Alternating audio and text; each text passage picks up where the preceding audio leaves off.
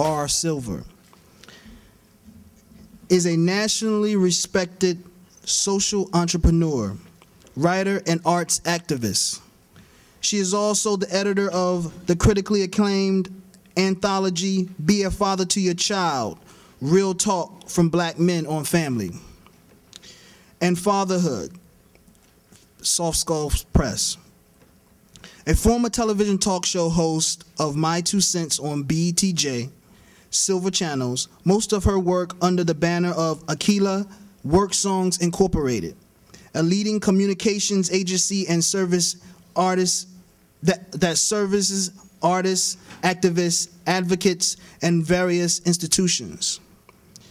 Beginning with her student activist days at Howard University, Silver has worked closely with or represented some of today's most brilliant artists and thought leaders, including Amari Baraka, individuals like Sister Souljah, Talib Kweli, KRS-One, Bill Cosby, Chuck D, Mos Def. April Silver is also the founder and creator of Aquila Work Songs Incorporated, which is a public relations corporation. She's also a social entrepreneur. She's also a writer. She's also an editor. She's an artist herself. And she's well respected here in Brooklyn and in the nation. Right now, I'm going to step back and allow her to come up and express her words to you. And again, open your minds and open your ears, because indeed you in for a treat. So I welcome to the stage Miss April R. Silver.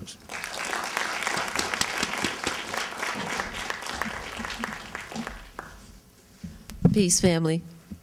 To the distinguished faculty and to the beloved students here at Medgar Evers College, thank you so much for the invitation and for the warm welcome.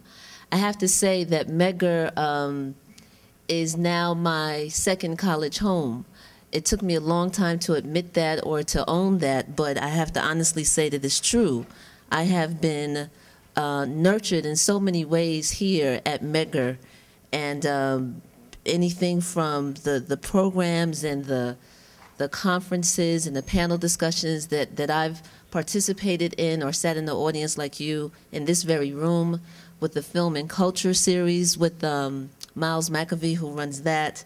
I do work with the National Black Writers Conference, which runs parallel and under the leadership of the Center for Black Literature, headed by Dr. Brenda Green here at Medgar.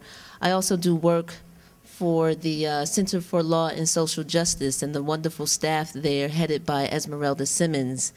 And so I'm very much a part of the Medgar Evers community, and it is my honor to be here with a different hat on today. So I thank you for welcoming me.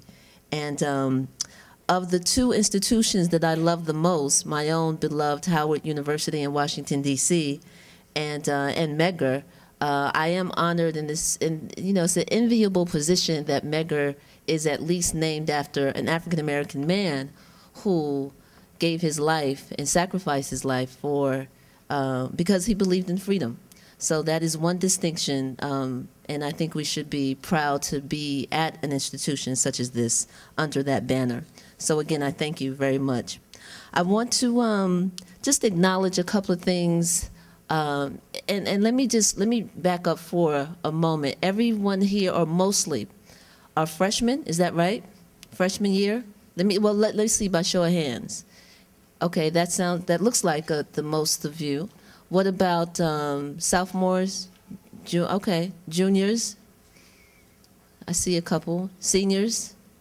Well, when I was at school, you had to say senior or graduating senior. Right? It's always the distinction. You could be a senior and not have enough credits to be ready to graduate. But whatever level, and some of you might not even be at the institution, so I acknowledge that. But at every level that you are, I thank you for being here, for being present, for being open, and for keeping your minds open.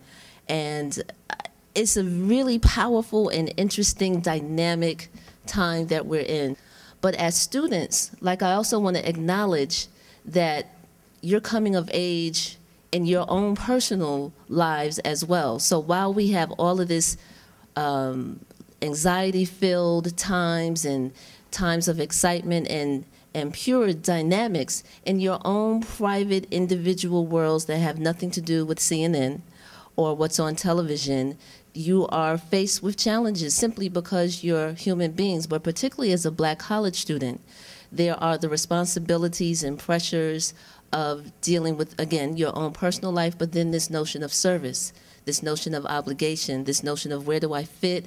Do I fit? Do I have an obligation to my community, to the community of my community of color, to the people of African ancestry? And that's a lot to deal with, particularly with most of you all being freshmen.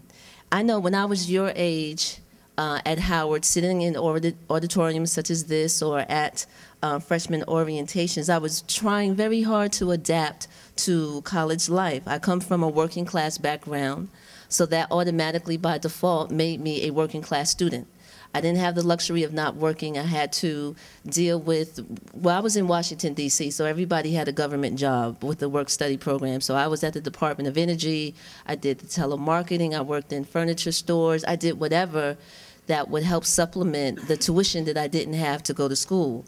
So on top of that, there was the pressure of excelling in the classroom and adapting to college life. And then at 18 years old, all of the social things that go on, my first love, you know, dating in a whole different way, was a lot to absorb at one time. And then I know at Medgar we have a unique student body as well, because not everyone as a freshman is 17 or 18 years old. There are some, I'm sure, if not in this auditorium in the college, some freshmen who are older, which I think is a wonderful thing. But regardless, we are always in the middle of human beings of dealing with whatever drama, pressure, responsibilities that go on quietly behind closed doors or sometimes publicly, and then for us extra, what's going on in this time in the world. But at the risk of sounding really cliche, I can honestly tell you, as you're trying to navigate through everything all at once, that there really is nothing new under the sun. I think that's a biblical saying. If any of you are very in tune and study the Bible, if you can attest to that or correct me where I'm wrong, I believe that that is actually a biblical saying, that there is nothing new under the sun. So if that's true, that means that we are connected. We have a connectivity sometimes that we don't always recognize, but it is deep-rooted. It is something deep within our bones with our family.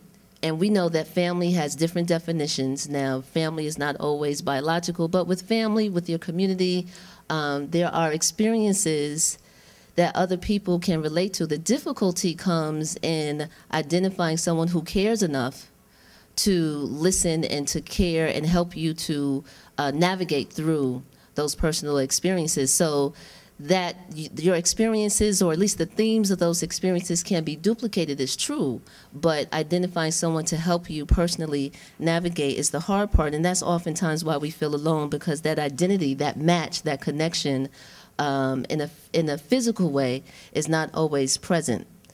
So my point is, if we are connected and if there's something in our bloodline that makes everything that we do relatable, and that if we understand in a deep way that someone can identify with the experiences, then what would our life look like if we decide and we acknowledge that it is what it is, despite the challenges? How do I make my life extraordinary? How do I make it how do I make phenomenal decisions that will carry on a certain kind of legacy that I can be proud of? And let me just ask this. Let me also back up for a second before I give some examples.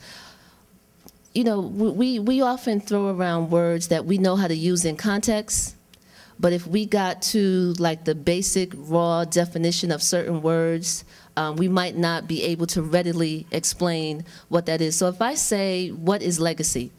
I know we can all use it in a sentence and put it in context, but what is it? Legacy is something that that comes from the past, plain and simple. Now, we can add a whole bunch of stuff to it, right? that we can relate it to achievement, we can relate it to inheritance, we can relate it to when someone passes, but it is simply something that is from the past, and even more specifically, is something from the past from your ancestors. So when we talk about legacy, we're really just saying, what do I have that is present in my life that is from the past, that is from our ancestors? And we have a legacy of, again, some really generic terms, but a legacy of strength, a legacy of achievement. We certainly do. We're in this major institution that exists because a group of people in Brooklyn wanted to honor the legacy of Medgar Evers and what he represented as an activist in the community. But in the simple personal terms and in collective terms, legacy is about what do we have from the past before us, in an abstract way and in a concrete way. And so I want you to listen to just a couple of examples, and then we can definitely get into an exchange at the end. But let's imagine what our life would look like if we know that there's connectivity, that despite our challenges, and even sometimes despite hope and excitement and dynamics, that we can have an extraordinary, phenomenal life. And my example is this.